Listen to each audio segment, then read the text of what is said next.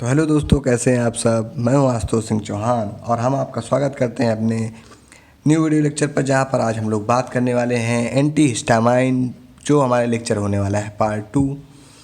तो इसके पहले जो हमने पढ़ा है पार्ट 1 में, वहाँ पर हम लोगों ने पढ़ा है introduction synthesis of histamine, symptoms क्या क्या आ रहे हैं, इनका स्टोरेज कहाँ पर था, हिस्टामाइन का रिलीज़ कहाँ पर था, कैटाबोलिज्म कैसा क्या था, और फंक्शन क्या थे, और हिस्टामिनिक रिसेप्टर क्या थे। तो इसके आगे जो जो चीज़ें हैं उनके बारे में हम लोग पढ़ने आए हैं। तो हम लोग यहाँ पर पढ़ने आए हैं कि सिम्टम्स क्या आएंगे जब हिस्टामाइन का रिलीज़ होगा बॉडी में अपनी। फिर मैकेनिज़्म ऑफ एक्शन क्या होगा हिस्टामाइन का, कि मतलब जो हिस्टामाइन है वो कैसे वर्क कर रहा है। और एच वन रिसेप्टर पर अगर हिस्टामाइन अटैच होगा तो क्या वर्क आएंगे वहाँ पर। H2 रिसेप्टर पर अटैच होगा तो वहाँ पर क्या चेंजेस आएंगे बॉडी में। और हम लोग यहाँ पर हिस्टामाइन का जो एंटी हिस्टामिनिक ड्रग है उनका क्लासिफिकेशन देखने वाले हैं, और उसके बाद यहाँ पर हम लोग सार पढ़ने वाले हैं। ठीक है, तो देखिए यहाँ पर सबसे पहले जो पॉइंट है वो यहाँ पर दिया गया है सिम्टम्स के बारे में। तो सिम्टम्स क्या क्या आते हैं, देखिए यहाँ पर आप लोग जानते हैं कि जैसे ही IgE एंटीबॉडी के साथ पर जब कोई एंटीजन अटैच होता है तो वहाँ पर क्या होता है, कुछ केमिकल रिएक्शंस होती हैं, यानी इम्यून रिस्पांस वहाँ पर क्या होते हैं, आते हैं। तो जब वो इम्यून रिस्पांस आएंगे तो वहाँ पर क्या हो रहा है, वहाँ पर हिस्टामिन का रिलीज़ हो रहा है, और वह हिस्टामिन H1 या H2 रिसेप्टर से क्या हो रहा है, ब्लॉक हो रहा है या अटैच हो रहा है। तो जब H1 या H2 रिसेप्टर से अटैच होगा तो वहाँ पर क्या होगा, कुछ और चीज़ें हैं जो हिस्टामिन के अलावा रिलीज़ हो सकती हैं, जैसे इन्फ्लामेटरी मीडिएटर्स हैं, प्रोस्टाग्लैंडिन्स हैं, ल्यूकोट्राइन्स हैं, और काइनिन्स हैं, और प्लेटलेट एग्रीगेटिंग फैक्टर्स क्या है, कुछ एक्स्ट्रा हिस्टामाइन के साथ ये क्या होते हैं, रिलीज़ होते हैं वहाँ पर। ठीक है, अब अगर हिस्टामाइन अगर अपने शरीर में रिलीज़ हुआ है तो वहाँ पर क्या क्या चीज़ें आने वाली हैं उनके बारे में जानते हैं। तो सबसे पहले आने वाली है हाइपर सेंसिटिविटी रिएक्शन। अगर आपके शरीर में हिस्टामाइन का रिलीज़ हुआ है, आपको चीज़ें समझ में नहीं आ रही हैं, आपको दिक्कत आ रही है, आपका शरीर में इन्फ्लेमेशन है, पेन है, फीवर है, ये सारी चीज़ें हैं, और कोई इम्यूनिटी रिलेटेड रिस्पॉन्स आ रहा है, तो आपको समझ जाना है वहाँ पर क्या हुआ है, हिस्टामिन का रिलीज़ हुआ है। तो वहाँ पर कैसी रिएक्शन आएगी, हाइपर सेंसिटिविटी रिएक्शन, जहाँ पर आपको लगेगा कि इचिंग हो रही है, या स्नीजिंग आ रही है, या छींक रहे हैं आप, या खुजली हो रही है, या आंखों से लगातार आंसू आ रहे हैं, या लगातार आपकी नाक चल रही है। तो कुछ इस प्रकार से हाइपर सेंसिटिविटी में क्या होंगे, कुछ सिम्टम्स आएंगे। उसके अलावा जो दूसरे सिम्टम्स आएंगे वो कैसे सिम्टम्स आएंगे, वो सिम्टम्स आ जाएंगे contract smooth muscle of lung. मतलब यहाँ पर क्या होगा, स्मूथ मसल हैं जो लंग्स की, यानी फेफड़ों की जो स्मूथ मसल हैं उनको क्या करेगा, कॉन्ट्रैक्ट करेगा। कॉन्ट्रैक्ट का मतलब क्या होता है, सिकोड़ेगा। तो जब ये जो कंडीशन है इसको हम लोग कहते हैं क्या, ब्रोंकोस्पाज्म। मतलब जो ब्रोंकी है अंदर वहाँ पर क्या हुआ है, स्पाज्म आ गए हैं, मतलब सूजन आ गई है, कुछ मरोड़ टाइप में जो ऊपर नीचे की वाली सूजन आती है, उस प्रकार की सूजन आ गई है। या हम लोग कह सकते हैं कि टिश्यू इंजरी हो गई। अगर टिश्यू, भाई टिश्यू से नहीं निकला हुआ है तो एमीन है, तो ये जो एमीन है ना, वो क्या है, वो एक केमिकल मैसेंजर है। तो वो केमिकल मैसेंजर अगर टिश्यू में इंजरी होगी तो वहाँ पर भी आएगा। तो ये देखो, टिश्यू इंजरी पर भी क्या होगा, हिस्टामाइन रिलीज़ होगा। अगर कहीं पर इन्फ्लेमेशन आ रही है तो टिश्यू पे क्या पड़ेगा, अगल बगल वाले टिश्यू पर दबाव पड़ेगा, जिसके कारण क्या होगा, वहाँ पर भी हिस्टामाइन रिलीज़ होगा। एलर्जिक रिएक्शन हो सकती हैं। एलर्जिक रिएक्शन क्या हो सकती हैं, जैसे मान लो खुजली हो रही है, या आपको छींकें बहुत ज़्यादा आ रही हैं, या कहीं सूजन आ जा रही है, इस प्रकार से कुछ चीज़ें हो रही हैं। तो ये कुछ सिम्टम्स थे हिस्टामाइन के। अब अगर कुछ फिजियोलॉजिकल सिम्टम्स की बात करें कि मतलब शारीरिक रूप से जो सिम्टम्स आने वाले हैं उनमें क्या क्या है, तो उनमें सबसे पहले आता है ब्रोंकोस्पाज्म। तो ब्रोंकोस्पाज्म क्या होता है, यहाँ पर हो जाता है cause due to irritation, inflammation और allergic reaction of the airway. मतलब यहाँ पर एयरवे में या तो कहीं इन्फ्लामेशन हो गया है, या कोई एलर्जिक रिएक्शन हो गई है, या इरिटेशन हो गया है, जिसके कारण क्या हो गया है, ब्रोंकोस्पाज्म हो गया है। मतलब वहाँ पर सूजन आ गई है जो श्वास नली है, या श्वास नली में मतलब जो फेफड़ों में जो नलियाँ होती हैं उनके बीच में अंदर कहीं पर सूजन आ गई है। तो इस तरह की कंडीशन में क्या होगा, एयरवे जो है ब्लॉक हो जाएगा और सांस लेने में क्या हो जाएंगी, तकलीफ हो जाएगी। तो आप लोग ये कंडीशन हमेशा जुकाम वगैरह में देखते हैं, जहाँ पर जुकाम सूख जाता है या ज़्यादा मात्रा में जुकाम हो जाता है। फिर दूसरी कंडीशन आ रही है फिजियोलॉजिकल कंडीशन पे, वैसोडाइलेशन। तो वैसोडाइलेशन का मतलब क्या है, आपकी जो वेसल्स हैं वो कैसी हो जाएंगी, डायलेट हो जाएंगी, मतलब ढीली हो जाएंगी। तो आपको क्या हो जाएगा, हाइपोटेंशन हो जाएगा, मतलब आपका जो बीपी है वो डाउन हो जाएगा। तो कभी कभी इस प्रकार की भी कंडीशन आती हैं। तो बहुत सारे लोग हैं जो बीपी की दवाएं खाने लगते हैं, या बीपी अपने आप को कहने लगते हैं। उसके बाद जो तीसरी कंडीशन आ रही है वो है गैस्ट्रिक सिक्रीशंस। तो गैस्ट्रिक सिक्रीशन में क्या होते हैं कि अगर अगर देखें हिस्टामाइन के रिलीज़ हुआ है और अगर हिस्टामाइन H2 रिसेप्टर से बाइंड हुआ है तो वहाँ पर इंक्रीज HCl सिक्रीशन हो जाता है, जिसके कारण क्या होता है एसिडिटी बढ़ जाती है, मतलब खच्ची डकारें वगैरह ये सारी आने लगती हैं, या जो इलिंगर सिंड्रोम हो जाता है, या अल्सर्स हो जाते हैं, इस तरीके की चीज़ें आती हैं।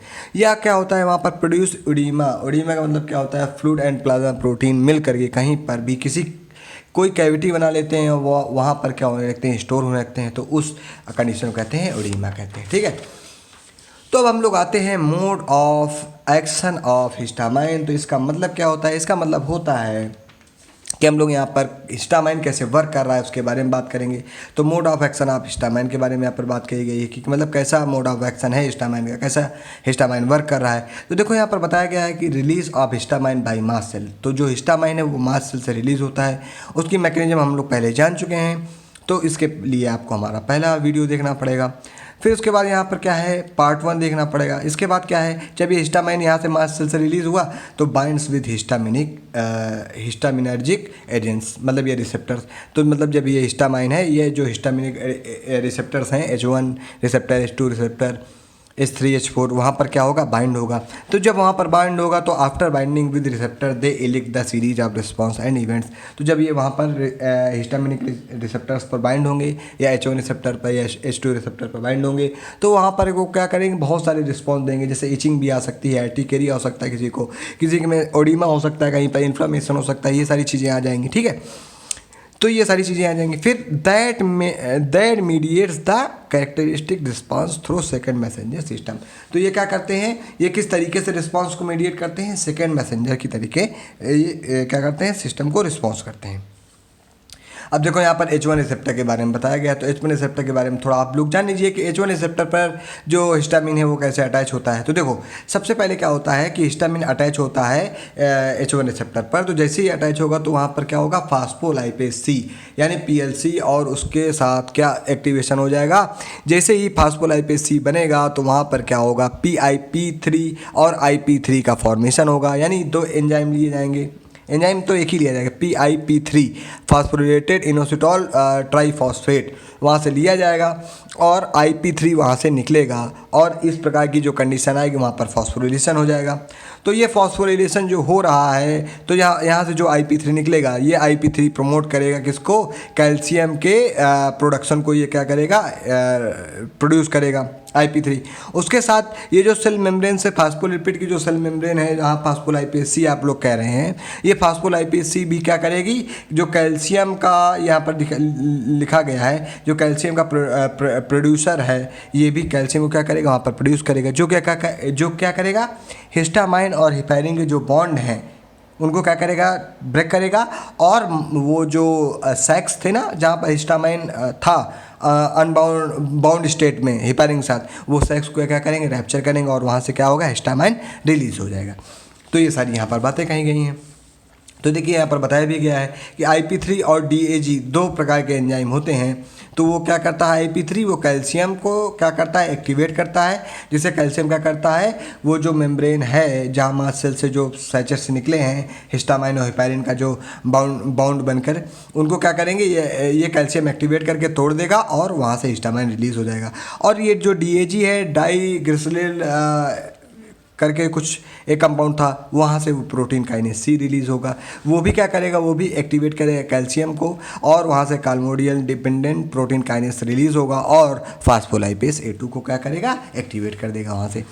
तो ये सारा जो रिएक्शन हो रही है वो क्या कर रही है, वो ये कर रही है वो कैल्शियम को इनिशिएट करेगी, और जब कैल्शियम को इनिशिएट करेगी तो जो formation and release of histamine from granules and free the protein which is negatively bound. मतलब जब कैल्शियम वहाँ पर जाएगा तो इनिशिएशन शुरू हो जाएगा या फॉर्मेशन का या रिलीज़ का, मतलब या तो हिस्टामाइन वहाँ पर बनने लगेगा या वहाँ पर हिस्टामाइन क्या होने लगेगा रिलीज़ होने लगेगा, कहाँ से ग्रैन्यूल से। तो ये दोनों चीज़ें यहाँ पर हो रही हैं।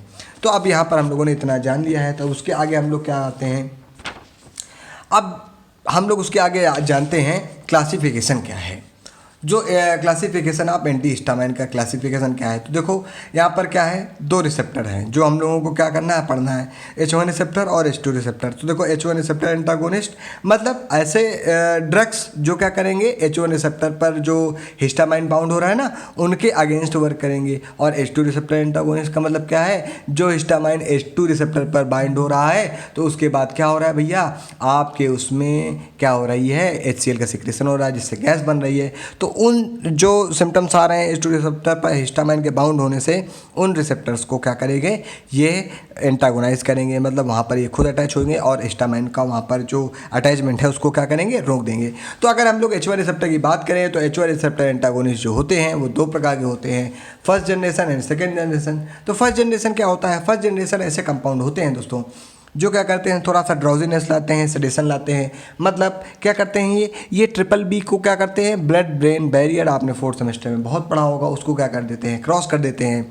और उसको क्रॉस करने के बाद क्या कर देते हैं, ये अपने ब्रेन में पहुंच जाते हैं और वहाँ पर क्या करते हैं, ड्राउजीनेस लाते हैं, सीनेस डिप्रेसेंट इफेक्ट देते हैं। मतलब वहाँ पर सीनेस को यानी सेंट्रल नर्वस सिस्टम को डिप्रेस कर देते हैं, जहाँ पर लोगों को नींद आने लगती है। तो कुछ इस तरीके की चीज़ें हैं। आप लोग देखते होंगे कफ सिरप जो आप लोग लेते हैं या एंटी एलर्जिक जो मेडिसिन लेते हैं आप लोग, जहाँ पर आपको खांसी हो गई, जुकाम हो गया, इस तरीके की चीज़ें हो गई हैं, तो वहाँ पर आप लोग देखते होंगे जो सिरप्स लेते हैं या जो टैबलेट्स लेते हैं, जैसे मान लीजिए कोई आप लोग ले रहे हैं, कोई टोटल करके टैबलेट आ रही है, या बेनाड्रिल ले रहे हैं, या कोई भी एक्सपेक्टोरेंट ले रहे हैं, या कफ टसेसिव सिरप ले रहे हैं, ठीक है, एंटी टसेसिव सिरप ले रहे हैं।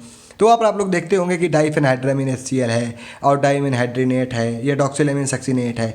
मेनली डाइफेनहाइड्रामिन जो है सिरप का कंटेंट होता है जो एंटी हिस्टामाइन में होते हैं, H1 रिसेप्टर ब्लॉकर में। इसके अलावा डाइमिनहाइड्रेनेट भी कभी कभी यूज़ किया जाता है। डॉक्सिलेमिन सक्सिनेट ये जो है आर्टिकेरिया, इचिंग विचिंग के लिए हम लोग यूज़ करते हैं। क्लोराफेनमेलेट आप लोग बहुत पढ़े होंगे, एविल के टैबलेट सब लोग खाते हैं खुजली में या एंटी एलर्जिक के तौर पर। तो ये क्लोरफेनरामाइन मैलेट वहाँ पर वही है, इसको CPM भी बहुत सारे लोग कहते हैं। फिर प्रोमेथाजिन क्लोराइड है, इसको मॉर्निंग सिकनेस के रूप में भी दे सकते हैं हम लोग, जहाँ पर आप लोगों को पता चलता होगा सुबह पहर आप लोग उठ रहे हैं और वहाँ पर जकड़न की तरीके आपको महसूस हो रही है, या जहाँ पर आप लोग जा रहे हैं ट्रैवलर्स, जहाँ पर जो आप लोग जाते हैं ट्रैवलिंग करने, तो वहाँ पर आप लोगों को उल्टी वगैरह शुरू हो जा रही है, चक्कर वगैरह आ रहे हैं, वहाँ पर भी आप लोग प्रोमेथाजिन का अच्छा उपयोग कर सकते हैं। और यहाँ पर ये H1 एंटागोनिस्ट तो है ही है। उसके बाद साइप्रोहेप्टाडीन है, एजाटिडीन है, ट्रिप्लोडीन है। ट्रिप्लोडीन आप लोग देखते होंगे बहुत सारी सीरियस में पड़ा हुआ होता है, ठीक है, ट्रिप्लोडीन। उसके बाद मैक्लीजिन, बक्लीजिन, फेक्सोफेनाडिन, जैसे आप लोग जानते होंगे जहाँ पर फंगल इन्फेक्शन हो जा रहा है, उसके कारण क्या हो रहा है, वहाँ पर जो इचिंग हो रही है उसके लिए फेक्सोफेनाडिन का उपयोग बहुत सारा होता है। मतलब एंटी एलर्जी के लिए हम लोग ये चीज़ें यूज़ कर रहे हैं। फिर सेकेंड जनरेशन में 2-3 ड्रग हैं जो हम लोगों ने इंपॉर्टेंट थे उनको लिखा हुआ है, जैसे सेट्रिजिन, लिवोसेट्रिजिन एंड लोराटिडिन। तो जो सेट्रिजिन है और लिवोसेट्रिजिन है वो ये एक ही चीज़ें हैं, मगर ये सेट्रिजिन और लिवोसेट्रिजिन में डिफरेंस ये है कि यह जो लिवोसेट्रिजिन है वो सेट्रिजिन का क्या है, लिवो एनालॉग है। तो ये क्या है, इसकी जो एफिकेसी है वो अच्छी है, ये वर्क ज़्यादा अच्छे से कर रहा है, बस इतनी यही चीज़ें हैं। अगर H2 रिसेप्टर एंटागोनिस्ट की बात करें तो यहाँ पर H2 रिसेप्टर एंटागोनिस्ट में 3 चीज़ें दी गई हैं, सिमेटिडीन दिया गया है, रेनिटिडीन दिया गया है और फैमेटिडीन दिया गया है। तो देखिए बहुत सारे लोग रेनिटिडीन का अपने जीवन में यूज़ कर चुके हैं, जैसे AC लॉक को आप लोग यूज़ करते होंगे तो वहाँ पर रेनिटिडीन पड़ी होती है, आप लोग देख सकते हैं। तो इसका आप लोग देखो अपने दैनिक जीवन पे भी यूज़ कर रहे हो, मतलब पढ़ना भी है, दैनिक जीवन पे भी यूज़ करना है। जो लोग खांसी का सिरप ला रहे हैं, एक्सपेक्टोरेंट ला रहे हैं, वहाँ पर क्या है, डाइफेनहाइड्रामिन HCl पड़ा हुआ है, तो आप लोग देख रहे होंगे। बहुत सारे लोग खांसी जुकाम में लिवोसेट्रिजिन या सेट्रिजिन भी खाते हैं, इचिंग वगैरह में भी ये चीज़ें ले रहे हैं। तो ये चीज़ें अपने जो हम लोग पढ़ रहे हैं ये सब अपने दैनिक जीवन में उपयोग में आने वाली हैं। फिर उसके बाद क्या है, हम लोगों ने बात की थी कि अगर आपको एलर्जी हो गई है तो एलर्जी में क्या होता है, एलर्जी में कुछ इस प्रकार से होता है, हिस्टामाइन का रिलीज। ये देखो मास्ट सेल है, मास्ट सेल से जो ग्रेन्यूल्स हैं, इन ग्रेन्यूल्स के अंदर हिस्टामिन और हेपेरिन का कॉम्प्लेक्स होता है। अब यहाँ पर ये जो IG एंटीबॉडी है ये मास्ट सेल की, तो यहाँ पर इससे एंटीजन अटैच हुआ, तो यहाँ से ये क्या हुआ, ये जो मास्ट सेल है वहाँ से ये कॉम्प्लेक्स निकला। अब ये कॉम्प्लेक्स क्या हुआ, आगे जा करके ब्रेक हुआ, क्योंकि वहाँ पर क्या आ रहे हैं, कैल्शियम आयंस आ रहे हैं, तो इसके कारण हिस्टामिन निकला। तो हिस्टामिन निकला तो वहाँ पर क्या हुआ, वहाँ पर हुआ ये कि फर्स्ट जनरेशन भी यूज़ हो चुका है, सेकंड जनरेशन भी यूज हो चुका है, या इन दोनों चीज़ों की अवेलेबिलिटी नहीं मिल रही है, फिर भी क्या हो रहा है, अपने को ये सारी चीज़ें आ रही हैं, सोरियासिस हो रही है, अर्टिकेरिया हो रही है, इचिंग हो रही है, हाइपर सेंसिटिविटी रिएक्शन आ रही हैं जो अनकंट्रोल्ड हैं। तो वहाँ पर हम लोग क्या करेंगे, मास्ट सेल स्टेबलाइजर देंगे। यहाँ पर क्रोमेलिन सोडियम होता है मेनली, ये जो चीज़ है ये उपयोग की जाती है। इसके अलावा एक चीज़ और है, कीटोटिफेन भी यूज़ किया जाता है। तो आप लोग अभी इसको हम लोग आगे आपको वीडियो में दिखाएंगे। तो देखो यहाँ पर जो मास्ट सेल है इसको ही क्या कर देते हैं, कुछ ड्रग होते हैं वो स्टेबलाइज कर देते हैं, जिससे ये जब रैप्चर ही नहीं होगी तो हिस्टामिन निकल नहीं पाएगा। तो कुछ सारी चीज़ों में हम लोग यहाँ पर मास्ट सेल स्टेबलाइजर्स का यूज़ करते हैं। उसके बाद कहीं पर आप लोग देखते होंगे जब H2 रिसेप्टर पर जब हिस्टामिन बाउंड होता है तो वहाँ पर क्या हो जाता है दोस्तों, वहाँ पर गैस बहुत ज़्यादा बनने लगती है। तो जब गैस बहुत ज़्यादा बनने लगती है तो वहाँ पर हम लोग क्या देते हैं, एक ऑप्शन देते हैं गैस्ट्रिक प्रोटॉन पंप इनहिबिटर, मतलब PPI। मतलब देखो आप लोग देखते होंगे जब आप लोग डॉक्टर के पास जाते हैं तो गैस भी होती है, तो वहाँ पर भी वो क्या देते हैं, पेंटॉप 40, बहुत सारा जो कॉमन नेम है वो देते हैं। तो वहाँ पर क्या होता है, पेंटोप्राजोल कुछ साल्ट पड़ा होता है। जैसे किसी को एंटीबायोटिक चल रही है तो वहाँ पर भी चल रहा है ये सारा काम, किसी को गैस बन रही है तो वहाँ पर भी पेंटोप्राजोल चल रही है। तो वो जो पेंटोप्राजोल जो ग्रुप है वो क्या है, वो प्रोटॉन पंप इनहिबिटर है, मतलब वहाँ पर PPI है। तो वो चीज़ें भी हम लोग यहीं पर इसी एंटीहिस्टामिनिक चैप्टर्स पर पढ़ने वाले हैं। क्यों, क्योंकि जो ये हिस्टामाइन है जब ये H2 रिसेप्टर पर बाउंड होगा तो वहाँ पर क्या बना रहा है, वहाँ पर गैस बना रहा है। तो हम लोगों को एंटी गैस के भी जो चीज़ें हैं वो पढ़नी है। तो अब क्या है, यहाँ पर देखो ओमेप्राजोल दिया गया है, लेंसोप्राजोल दिया गया है, रैबेप्राजोल दिया गया है और पेंटाप्राजोल दिया गया है। तो ये जो यहाँ पर प्राजोल है ये क्या है, ये रूट वर्ड है, ठीक है, ये रूट वर्ड है। अभी हम लोग इनके क्या करेंगे, स्ट्रक्चर वगैरह के बारे में जानकारी लेने वाले हैं। अगर अब हम लोग H1 एंटागोनिस्ट की बात करें कि आप देखो अभी तक हम लोगों ने क्या पढ़ा, क्लासिफिकेशन ऑफ एंटी हिस्टामिनिक, मतलब एंटी हिस्टामिनिक जो चीज़ें थी वो क्या थी, H1 रिसेप्टर एंटागोनिस्ट था ना यहाँ पर, और H2 रिसेप्टर एंटागोनिस्ट था। तो अब हम लोग जानते हैं H1 रिसेप्टर एंटागोनिस्ट क्या होते हैं। तो देखो एंटागोनिस्ट का मतलब होता है एंटी प्लस एगोनिस्ट। एगोनिस्ट में यहाँ पर क्या हो रहा है, यहाँ पर हिस्टामिन क्या हो रहा है, बाउंड हो रहा है, ठीक है, बाउंड हो रहा है किसके साथ, या तो H1 रिसेप्टर के साथ या तो H2 रिसेप्टर के साथ। तो ये जो H1 एंटागोनिस्ट हैं वो क्या है, वो ऐसे एजेंट हैं जो जहाँ पर H1 रिसेप्टर पर क्या हो रहा था, हिस्टामिन बाउंड हो रहा था, जिसके कारण इचिंग आ रही थी, सोरियासिस आ रही थी और इन्फ्लामेशन हो रहा था, ये सारे रिस्पॉन्स आ रहे थे। उनको क्या कर देंगे, जब ये उनके अगेंस्ट वर्क करेंगे तो उनको क्या कर देंगे, ये ब्लॉक कर देंगे। जब वो H1 रिसेप्टर को क्या करेंगे, ये ब्लॉक कर देंगे तो क्या होगा, हिस्टामिन का वहाँ पर जो वर्क होगा वो नलीफाई हो जाएगा, मतलब वहाँ पर कोई वर्क नहीं हो पाएगा। तो जब वर्क नहीं हो पाएगा तो क्या हो जाएगा, तो होने वाला ये है, एक मिनट, तो होने वाला ये है कि हम लोग H1 एंटागोनिस्ट के बारे में जानते हैं। तो H1 एंटागोनिस्ट जो होते हैं दो प्रकार के होते हैं, first generation, second generation. First generation जो होते हैं वो सेडेटिव होते हैं, इसलिए हम लोग इनको क्या कहते हैं, क्लासिकल एंटागोनिस्ट कहते हैं, और सेकंड जनरेशन नॉन सेडेटिव होते हैं। तो ये चीज़ें हो गई हैं। उसके बाद मैकेनिज़्म क्या है, तो मैकेनिज़्म आप लोग बहुत बार दोस्तों जान चुके हैं, तो मैकेनिज़्म जानने के लिए कोई चीज़ नहीं है। अब अगर हम लोग फंक्शन की बात करें तो फंक्शन क्या है H1 एंटागोनिस्ट की, तो अगर हम लोग H1 एंटागोनिस्ट की बात करें तो जब H1 पर बाउंड हो रहा था हिस्टामाइन तो वहाँ पर क्या हो रहा था, वहाँ पर हो रही थी इचिंग हो रही थी, और क्या हो रहे थे वहाँ पर आ रही थी रनी नोज आ रही थी, वाटरी आइज आ रही थी, और क्या आ रही थी, कफिंग हो रही थी, स्नीजिंग हो रहा था, ये सारी चीज़ें हो रही थी ना। और H2 पर जब बाउंड हो रहा था तो क्या हो रहा था, वहाँ पर हो रही थी केवल गैस्ट्रिक एसिड सिक्रीशन। तो वहाँ पर अब हम लोग यहाँ पर H1 एंटागोनिस्ट के बारे में बात किए हुए हैं, तो हम लोग जो फंक्शन जानेंगे वो H1 एंटागोनिस्ट के ही जानेंगे। तो जब हम लोग H1 एंटागोनिस्ट देंगे, मतलब जो ऐसे एजेंट जो क्या करेंगे, हिस्टामिन के अगेंस्ट वर्क करेंगे, वो क्या हो जाएंगे, वो H1 एंटागोनिस्ट हो जाएंगे। तो वो क्या फंक्शन देंगे, वो फंक्शन देंगे रिलैक्सेशन ऑफ स्मूथ मसल। वहाँ पर क्या हो रहा था, वहाँ पर कॉन्स्ट्रिक्शन हो रहा था स्मूथ मसल का, तो जब ये ड्रग देंगे हिस्टामिन के एंटी हिस्टामिनिक, तो वहाँ पर रिलैक्सेशन ऑफ स्मूथ मसल हो जाएगा, मतलब ब्रांकोडाइलेशन हो जाएगा। डिक्रीज वैस्कुलर परमिएबिलिटी, जब सूजन कम हो जाएगी तो वहाँ पर वैस्कुलर परमिएबिलिटी है वो क्या हो जाएगी, डिक्रीज हो जाएगी, घट जाएगी। जो पेन था वो कम हो जाएगा, हेडेक कम हो जाएगा, इचिंग कम हो जाएगी, हाइपोटेंशन जो हो रहा था हिस्टामिन के रिलीज के कारण वो हाइपोटेंशन खत्म हो जाएगा, प्यूराइटिस कम हो जाएगी, और जो ये जो स्नीजिंग वगैरह थी, बैटरी आइस थी, वो सारी चीज़ें क्या हो जाएंगी, कम हो जाएंगी। तो इतनी सारी चीज़ें हम लोगों ने यहाँ पर जान ली हैं। तो अब जो ये लास्ट चीज़ें आ रही हैं उनके बारे में अब हम लोग जानते हैं। तो देखो यहाँ पर जो चीज़ें हैं, अब सारा आप एंटी हिस्टामिनिक आपको नेक्स्ट वीडियो पे मिलेगा। तो बहुत बहुत धन्यवाद दोस्तों, नमस्कार, हार्दिक आभार।